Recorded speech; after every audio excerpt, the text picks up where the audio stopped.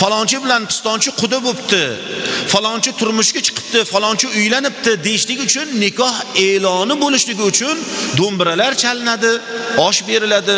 Turli xil holatdagi millatlarning o'zini an'analariga bog'liq odamlarning orasida shu to'y bo'layotganlik belgisi atrofga taraladi. Lekin bu marosimlarga kibr, manmanlik, isrof aralashiladigan bo'lsa, bu banda gunohkor bo'lib qoladi. Oshlar berishligimiz, valima berishligimiz, to'y qilishligimiz, e'lon qilishligimiz bu yaxshi, savob bu.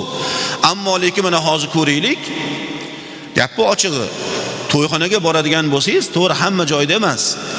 Ba'zi joylarimizda vaziyat shunday bo'lyaptiki, dasturxonga narsa qo'yishlik uchun, bitta piyolani qo'yishlik uchun choy quyib berishgandan keyin qaqa qo'yishni bilmay qolyapsiz. Vaziyat shunday bo'lib ketyapti.